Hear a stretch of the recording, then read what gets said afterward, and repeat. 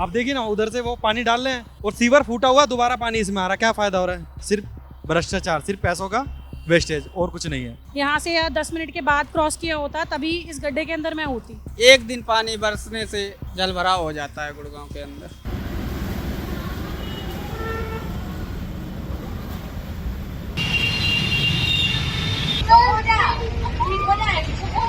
School के बच्चे trolley से निकाले जा रहे थे। सीवर के पानी को नहीं रोक सकते हम, वो डाइवर्ट ही किया जा सकता है। तो इसके लिए बेसिक रिस्पॉन्सिबल कौन है? NHI वाले, GMDA वाले, MCG वाले फुल एफर्ट्स के साथ लगे हुए हैं। गुड़गांव को सपनों का शहर कहा जाता है कि यहाँ सपने पे यहाँ लोग उड़ते हैं। मैं तो कह रहा हूँ कि लोग धस रहे हैं, यहाँ पे देखो गड्ढे धस रहे हैं, तो कहाँ है सपनों का शहर? Welcome to the millennium city. इस वक्त अगर आप मेरे पीछे का नज़ारा देख रहे होंगे तो आपको ज़रूर लग रहा होगा कि कहीं कोई कंस्ट्रक्शन साइट है, लेकिन ये कोई कंस्ट्रक्शन साइट नहीं है। यहाँ जो है सिस्टम का फेलियर, सरकार के इस सिस्टम का फेलियर जो है वो हमें साफ साफ नज़र आ रहा है। ये जो आपको वीडियो में दिखाई दे रही है जगह, ये बेसिकली वही सड़क है जो सोशल मीडिया पर बीते 2 दिनों से वायरल चल रही है, जिसमें एक बड़ा सा गड्ढा आपको नज़र आ रहा है। वहाँ से लगातार पानी बह रहा है और बहुत बदबूदार पानी है, और इधर आप अंदर देखेंगे तो पानी निकालने की लगातार कोशिश भी चल रही है। पर पानी जब उधर से निकल रहा है तो पानी कम कैसे होगा? मेरा सवाल तो ये है कि हम ट्रैक्टर्स तो इतने सारे लगा दे रहे हैं, हम पानी निकालने की बात भी कह रहे हैं कि हम लगे हुए हैं लगातार, आपको पुलिस भी दिख रही होगी, और ये जो है दरारें भी हैं इधर जो एक तरीके से सेफ्टी कंसर्न है। लेकिन इतनी पाइपें लगे होने का क्या मतलब है? अगर उधर से पानी लगातार बह रहा है तो कैसे पानी एक तरीके से जो जल एक स्थिति है यहाँ, पानी कम कैसे होगा और फिर पहले की तरह कैसे रोड को ठीक किया जाएगा? आप देखेंगे तो ऐसा लगेगा ये खोखली रोड है, मतलब इतनी ज़्यादा मिट्टी धंस गई है और लगातार जो है वो एरिया जो है वो बढ़ता ही जा रहा है। जब हमने वीडियो में देखा था, शुरुआती वीडियो में देखा था, तो जो गड्ढा था वो ज़्यादा बड़ा नहीं था, लेकिन धीरे धीरे जो है गड्ढे का जो स्ट्रक्चर है वो और बड़ा होता जा रहा है। सो हम यहाँ के लोगों से बातचीत करेंगे और जानेंगे कि जब से ये हुआ है, जब से ये पूरी इंसिडेंट हुआ है, जब ये पूरी सड़क जब से धंसी है, तब से उनको क्या क्या दिक्कतें हो रही हैं और किस तरह से ट्रैफिक प्रभावित हुआ है, और कितना रिस्क है कि अगर वो सड़क धंस सकती है, उधर की सड़क खोखली हो सकती है, तो जो इधर मशीन्स रखी हैं या जो उधर सड़कें जिन पे गाड़ियाँ चल रही हैं उन पे भी तो उतना ही रिस्क है। ये यहाँ से ये पानी निकाल रहे हैं, ये शाम के 6 बजे से ये ट्रैक्टर दोनों लगे हुए हैं। ये सीवर में पानी डाल रहे हैं दोबारा, और सीवर फूटा हुआ, दोबारा पानी इसमें आ रहा है। क्या फ़ायदा हो रहा है? सिर्फ भ्रष्टाचार, सिर्फ पैसों का वेस्टेज, और कुछ नहीं है। आप देखिए ना, उधर से वो पानी डाल रहे हैं, अंदर वो सीवर फूटा हुआ, दोबारा पानी यहीं आ रहा है। तो कल से कंटिन्यू, अगर ये आप एक बात बताइए, 30 फीट का गड्ढा है, 20 फीट का गड्ढा है, 20 फीट में कल से कंटिन्यू 3 से 4 ट्रैक्टर लगे हुए पानी निकालने के लिए। तो क्या अगर इंसान है तो इंसान बाल्टियों से पानी निकाल देता? 3-4 ट्रैक्टर पे पानी नहीं निकला अब तक। तो ये भ्रष्टाचार ही तो है। क्या है? अगर ऐसे पानी नहीं निकलेगा तो ये तो बन ही नहीं पाएगी। पानी तब तक नहीं निकलेगा जब तक वो सीवर का पाइप जो इसमें फूटा हुआ है, तब तक वो नहीं डलेगा, तब तक पानी नहीं निकलेगा। जितना निकाल रहे उतना बढ़ रहा है, जितना निकाल रहे उतना बढ़ा हुआ है पानी। अच्छा, ये घटना कब हुई थी और आप उस टाइम पर थे यहाँ पर? 3:13 की ये घटना है, हम यहीं थे उस टाइम पे। वो शुक्र है कि गमीनत है कि कोई हानि नहीं पहुंची किसी को। टेंशन की बात तो ये भी हो सकती है, अगर यहाँ धंस सकता है तो यहाँ भी धंस सकता है। पीछे मेन रोड है जहाँ लोग जा रहे हैं, हाईवे है, वहाँ भी हो सकता है। बिल्कुल धंस सकता है। अब सोचो, कल जब GDA और NHI वाले उन्होंने बोला कि इसमें सीवर जो है वो 20 साल पुराना डला हुआ है, तो 10 साल की इनकी लाइफ टाइम होती है, 10 से 15 साल की। जब ये 20 साल पुराना डला हुआ है, तो जब ये रोड बनाया तो जब चेक क्यों नहीं करा? करना चाहिए था ना। जब 10 साल 15 साल की आप गारंटी दे रहे हो, तो 20 साल पुराने सीवर के ऊपर रोड बनाने की जरूरत क्या थी? तो सिर्फ भ्रष्टाचार से लिप्त है, और कुछ नहीं है बाकी। हम अगर पिछले कुछ दिनों से वीडियोस देखें, जो गुरुग्राम की वीडियोस हमें देखने को मिल रही हैं, कहीं जो है बसें फंसी हुई हैं, बस के एकदम आगे तक पानी आ गया है, गाड़ियाँ फंसी हुई हैं, गाड़ियाँ पलट रही हैं, सड़कों में धंस रही हैं। क्या क्या चीज़ें आपको देखने को मिली और क्या क्या दिक्कतें हुई? ये सब, एक तो अवैध कब्जे रोडों पे, जल निकासी नहीं है। जब तक जल निकासी नहीं होगी, गुड़गांव का यही हालत हो रहा है। जल निकासी नहीं है, अगर गुड़गांव 1 घंटा बारिश नहीं झेल पाता, 1 घंटा होती है तो समुंदर बन जाता है गुड़गांव। जब तक इसका जल निकासी नहीं होगा, सीवर पे काम नहीं होगा, तब तक यही हाल गुड़गांव का रहने वाला है। गुड़गांव को सपनों का शहर कहा जाता है कि यहाँ सपने पे यहाँ लोग उड़ते हैं। मैं तो कह रहा हूँ कि लोग धस रहे हैं, यहाँ पे देखो गड्ढे धस रहे हैं, तो कहाँ है सपनों का शहर? अगर मैं 10 मिनट पहले मैंने क्रॉस नहीं किया होता, यहाँ से या 10 मिनट के बाद क्रॉस किया होता, तभी इस गड्ढे के अंदर मैं होती। तो ये सिस्टम है 5 से 7 मिनट पहले ही मेरी गाड़ी निकली है और उसके बाद मैं ऊपर से यहाँ से यू टर्न लेके देखा, तब तक ये होल हो चुका था। तो आप देख सकते हैं हमारी सरकार किस तरह के रोड सिस्टम है, किस तरह से हमारा ये इंफ्रास्ट्रक्चर का सिस्टम है। तो आप मतलब बाल बाल बच गई अगर 5 मिनट पहले, तो आप ऑफिस जा रही थी, ऑफिस से लौट रही थी? नहीं, मैं यहाँ पे अपना फार्म हाउस है और ये अपना यहाँ ऑफिस भी है समय शताब्दी से, यहीं ऑफिस के पास आ रहे थे यू टर्न लेके, और तभी मेरी गाड़ी, बस यहाँ से हम निकले हैं और तभी ये इंसिडेंट हुआ है।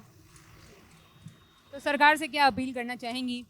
सरकार से बस यही अपील है कि आप जितना टैक्स वसूलते हैं एक आम आदमी से, स्टेट टैक्स हो गया, आप गाड़ी लेते हैं तो आपको रोड टैक्स देना पड़ता है, आप कोई टोल क्रॉस करते हैं तो टैक्स देना पड़ता है। सरकार ने हर चीज़ पे इतना टैक्स लगा रखा है, तो वो टैक्स का जो पैसा है उसका सही यूटिलाइजेशन भी होना चाहिए एक आम आदमी के लिए। एक बेसिक फैसिलिटी तो हम दे ही सकते हैं, या तो इतने व्हीकल बंद कर दें, गाड़ियाँ ना बेचें, रोड के नाम पे टैक्सेस बंद कर दें, बंदा अपना पैदल चलेगा, साइकिल से चलेगा। अगर आप सर्विसेज देते हैं, आप बेटर फैसिलिटी चाहते हैं और उसका टैक्स का पैसा भी आम आदमी से लेते हैं, तो वो फैसिलिटी भी आम आदमी के लिए होनी चाहिए। आप देख लीजिए, ये शायद परसों इंसिडेंट हुआ था और 3 दिन से अभी पानी चल रहा है, कोई इमीडिएट सॉल्यूशन है ही नहीं हमारी गवर्नमेंट के पास इसका। क्या हुआ था भैया? ये मैम 15 फीट लगभग चारों गिद्दी एकदम से जा गिरा। उसके बाद एक गाड़ी भी खड़ी थी, उसने बाल बचा, थोड़ा आगे बढ़ाया गाड़ी, वो भी बच गई। उसके बाद गड्ढे की गहराई और चौड़ाई बढ़ती जा रही थी। उसके बाद पुलिस प्रशासन भी आया, उसने रेस्क्यू टीम बुलाई। पूरी रात 24 घंटे होने जा रहे, रेस्क्यू चल रहा है। अभी तक इस गड्ढे का पानी नहीं ख़त्म हो रहा है और काफ़ी ट्रैफिक भी लग रहा है सुबह से। अभी तक देख रहे हैं आप कि ट्रैफिक जाम भी है और यहाँ बसें भी नहीं लग पा रही, दुकानदारी भी ख़त्म मेरी हो रही है और यही हो रहा है। अच्छा, ये पूछ रहे कि जैसे यहाँ तो सिचुएशन इस तरह की है, आपको ये भी तो डर हो सकता है कि अगर वहाँ तक धंस सकती है तो यहाँ तक भी धंस सकती है। वहाँ नाला है, इसके बाद ये एक गटर है, इधर भी धंस सकता है, कोई दिक्कत नहीं। तो सरकार जो है इफेक्टिवली काम कर रही है अभी फिलहाल? बिल्कुल कर रही है। फिर देख रहे हैं, परसों बारिश हुई, सुबह चौक सारा कुछ बूढ़ गया था। स्कूल के बच्चे ट्रॉली से निकाले जा रहे थे, आपने देखा भी होगा न्यूज़ पे। ये चीज़ है स्थिति गुड़गांव की। कहने को तो इसको मिलेनियम सिटी कहते हैं बहुत अच्छा इंफ्रास्ट्रक्चर है, बिल्डिंगें यहाँ की करोड़ों में है, मतलब यहाँ पर 50 करोड़ से 250 करोड़ तक में मकान बिक रहे हैं और हालत ऐसी है कि दुकान जो है सामने की फिलहाल में 100-200 कुछ करोड़ की बिल्डिंग बिकी है। वो काफ़ी वायरल हो रही है न्यूज़ पे कि गुड़गांव के अंदर इतनी महंगी बिल्डिंग बिक रही है, लेकिन यहाँ की स्थिति बहुत ख़राब हो चुकी है। यहाँ एक दिन पानी बरसने से जल भराव हो जाता है गुड़गांव के अंदर। गुड़गांव की और भी तस्वीरें हमें देखने को मिलती हैं जिसमें कई बार लोग गाड़ियाँ फंसी हुई हैं घंटों जाम में, कभी पानी भर आया है। तो और कहने को इसे हम कहते हैं सबसे एस्टैब्लिश्ड जो शहरों में से एक माना जाता है, सबसे मॉडर्न शहरों में से एक माना जाता है। इसके बाद इस तरह की कंडीशन देखने को मिलती है। नहीं मैडम, सिचुएशन तो जैसे थोड़ा सा भी पानी अगर गिर जाता है तो ट्रैफिक घंटों 2-2, 3-3 घंटे लोग फंसे रहते हैं।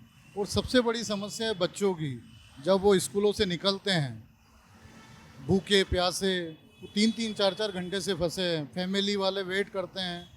मतलब ये भयानक स्थिति ऐसे मेट्रो सिटी में होना, मतलब बहुत बड़ी अवेयरनेस आगे गवर्नमेंट को करना चाहिए इसके बारे में। सर आपका नाम क्या है? भास्कर। सर ये बताइए कि आप जब ये हादसा हुआ, आप कहाँ रहते हैं फ़िलहाल और यहाँ से कितनी दूर है तकरीबन? हमारा अभी आधा घंटा लगेगा राजू चौक। तो लगभग रोज़ ट्रैवल करना ही पड़ता होगा। तो बारिश के दौरान क्या स्थिति रहती है? बारिश में मैम थोड़ा भी बारिश में जाम हो जाता है यहाँ पे। तो जाम के अलावा जल भराव जो पानी सड़कों पे है, पानी का तो अभी इन्होंने कर रखा था, बीच में हो रहा था, वहाँ पे पंप वगैरह लगाते हैं, लेकिन ज़्यादा बारिश हुआ तो होगा नहीं, कंट्रोल नहीं होगा। अच्छा, हमेशा से शिकायत रही है कि यहाँ का ड्रेनेज सिस्टम जो है वो बहुत ही जर्जर है, बहुत ही बकवास है। हाँ, ये तो है, ड्रेनेज का कोई प्लान नहीं है, तो रोड पे पानी, मेन रोड पे पूरा पानी रहता है। मैम ये सीवर का पानी है, ये पानी कभी रुकता नहीं है, ये कंटिन्यू फ्लो करता है सीवर का पानी। ये वाटर सप्लाई की लाइन होती है, उसमें हम बंद कर सकते हैं वाटर सप्लाई की लाइन को, लेकिन जो सीवर की पानी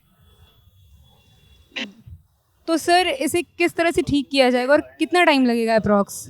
मैम कम से कम 4 से 5 दिन का टाइम लगेगा कम से कम इसको भी। अच्छा सर, इसमें फॉल्ट बेसिकली क्या है, मतलब अगर मैं ये पूछना चाहूँ लॉजिकल टर्म्स पर? फॉल्ट का तो अभी इस चीज का कुछ नहीं कह सकते मैम, बारिश भी ज्यादा हुई है मैम, और ये अब जैसे हमारी ये रोड के बीच में भी है लाइन ये ना, तो कई बार ट्रैफिक मूवमेंट की वजह से भी टूट जाती है मैम ये। ओके। वैसे गुरुग्राम का जो हम ड्रेनेज सिस्टम की बात करते हैं, हर साल हमें यही सुनने को मिलता है कि इसकी स्थिति ख़राब है। कई बार ऐसा हुआ है कि कहीं सड़क धंसी है, कहीं पानी एकदम है, जो जलभराव है वो बहुत ही ज़्यादा है। तो इसके लिए बेसिक रिस्पॉन्सिबल कौन है? मैम ऐसा कुछ नहीं है कि इसके लिए देखो NHI वाले, GMDA वाले, MCG वाले फुल एफर्ट्स के साथ लगे हुए हैं। कहीं ना जहाँ भी दिक्कत आती है, ऐसे 2-4 पॉइंट ऐसे भी थे यहाँ पे जहाँ हर साल दिक्कत आती थी, उसको भी रेक्टिफाई किया गया है। और जैसे आप अपने नरसिंहपुर थे, जैसे 2-3 चौक, होंडा चौक था, देखिए वहाँ पहले हर साल पानी भरता था, अब इस साल ऐसी कोई दिक्कत नहीं है वहाँ पे। सर लगी हुई है मैम, पूरी टीम लगी हुई है। अगर कहीं भी दिक्कत आती है उसको देखते हैं कहाँ क्या रीजन है, उसको सोल्व करने के पूरे प्रयास तो कर ही रहे हैं। जी जी जी, हाँ आपकी टीम लगातार लगी है। हालांकि यहाँ के लोगों का ये कहना है कि अभी जो है वो पानी जो सीवेज की लाइन है वो रोकी नहीं गई, जिस वजह से लगातार एक तरफ से पानी निकल रहा है, दूसरी तरफ से पानी आ रहा है। निकल रहा है, आ रहा है मतलब एक तरफ से पानी निकाला जा रहा है जो बेसिकली उसमें जमा हो गया है गड्ढे में, और दूसरी तरफ से मैंने आपको बताया था सीवर के पानी को नहीं रोक सकते हम, वो डाइवर्ट ही किया जा सकता है। अच्छा, तो बेसिकली आप डाइवर्ट कर रहे हैं?